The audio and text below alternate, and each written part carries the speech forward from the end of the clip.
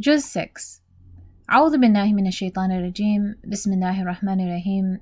I begin in the name of Allah, compassionate to all, merciful to each. Assalamu alaikum, and welcome to the 6th episode in this podcast series titled Journeying Our Eyes Through the Qur'an, Exploring 30 Juz in 30 Days.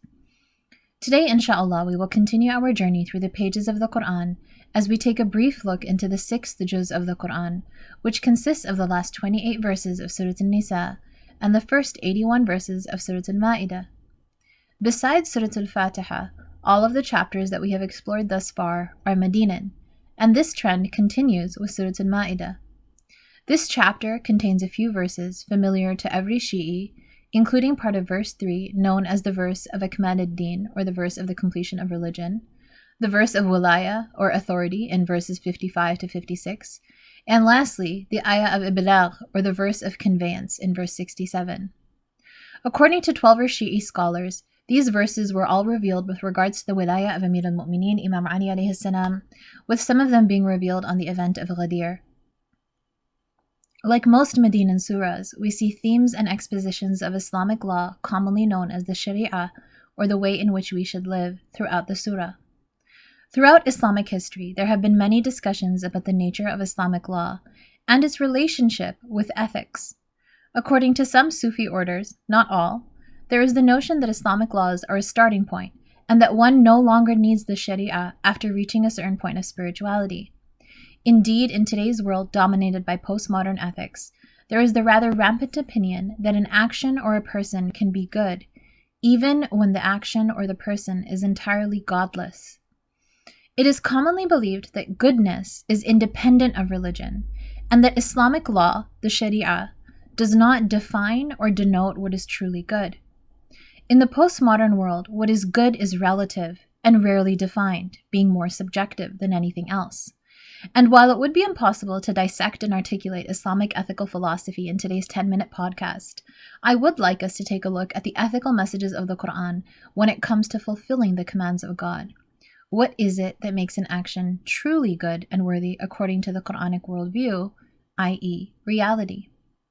To illustrate this point, I'd like us to take a look at one of the earliest stories of Bani Adam, which is the story of Habil and Qabil, or known as Abel and Cain, the story of the first two brothers of mankind, which is told in verses 27 to 32 of this chapter. Bismillahir Rahmanir Rahim. واتل عليهم نبأ ابني آدم بالحق إذ قربا قربانا فتقبل من أحدهما ولم يتقبل من الآخر قال لأقتلنك قال إنما يتقبل الله من المتقين لئن بسطت إلي يدك لتقتلني ما أنا بباسط يدي إليك لأقتلك إني أخاف الله رب العالمين. Relate to them in truth the account of Adam's two sons. When the two of them offered an offering, it was accepted from one of them and not accepted from the other. One of them said, "Surely I will kill you." The other one said, "Allah accepts only from the God-wary. Even if you extend your hand toward me, I will not extend my hand toward you to kill you. Indeed, I fear Allah, the Lord of all the worlds." This story is told to our children from a young age, and it has a place in all of the Abrahamic religions as the story of the first murder to take place amongst the progeny of Adam alayhi salam. Although the Quranic verses do not ascertain many of the details of this event, some ahadith mention that although Habil was younger than Qabil, he was chosen to be the successor of Prophet Adam alayhi salam, which led to a level of strife between the two.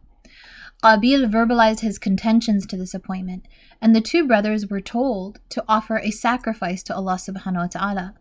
And the sacrifice which Allah subhanahu wa ta'ala accepted would then be appointed as the next leader. This acceptance was that it would be swallowed by fire, as indicated in Surah Al-Imran, verse 183, as a way of the Bani Israel. Habil, seeking the pleasure of God, and who was a shepherd, selected one of the best of his rams, and Qabil, a farmer, selected a handful of some of his worst grains of wheat. When they offered the offering, Habil's was accepted, and Qabil's was rejected.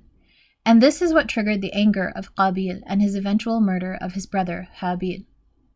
The verses mention this story and the conversation that ensued between Qabil and Habil, and the reason as to why Habil's sacrifice was accepted and Qabil's was rejected. The reason was nothing other than taqwa, as Habil says, إِنَّمَا يَتَقَبَّلُ اللَّهُ مِنَ الْمُتَّقِينَ, that indeed Allah only accepts from those who are muttaqeen, from those who are God-wary. When I was reflecting upon this story and the nature of what is good and bad, and thinking about the Sharia, I realized that interestingly enough, Qabil in a sense had acted. He had submitted an offering to Allah subhanahu wa ta'ala, and of course, Allah subhanahu wa ta'ala neither needs wheat nor sheep. Materially speaking, on the surface level, both brothers fulfilled submitting an offering to Allah subhanahu wa ta'ala as they were commanded to. But while they both acted, one of their sacrifices was accepted and the other was rejected. What this means is that goodness is not ascertained simply by action alone. And when it comes to fiqh and the Sharia, this is why there are so many contentions and nuances at times. Somebody may pray, fast, and fulfill all of their obligations according to the rules in the Risala, and yet they may never ascend spiritually. Sometimes two people will do the exact same a'mal in the hopes of their hajat or their wishes being fulfilled, and one of them is accepted and the other isn't. How can this be the case? The heart of the issue here is in terms of how we look at it, where sometimes we go to either extreme. We either give so much importance to the form, or we forego the form entirely. The Qur'anic worldview is that both are important, that Allah subhanahu wa ta'ala in His infinite wisdom and love for us to become closer to Him, has given us a set of laws, a set of forms, by which many of our actions take place and must take place. And this form is important. It is mandated by Allah subhanahu wa ta'ala. He has lines and He has bounds which cannot be crossed. And He has a covenant with all of us by virtue of Him being our master, our creator, and our owner. As mentioned in verse 7 of Surat Al-Ma'idah. Bismillahirrahmanirrahim. واذكروا نعمة الله عليكم وميثاقه الذي واثقكم به إذ قلتم سمعنا وأطعنا واتقوا الله إن الله عليم بذات الصدور. Remember Allah's blessing upon you and His covenant with which He has bound you when you said, "We hear and obey." And be wary of Allah, indeed Allah knows best what is in the hearts. But the spirit in which we go through these laws is so crucial, and it is this spirit of God-wariness and Taqwa, which is what gives quality to an action or to a form. And this is why Taqwa can be gradational.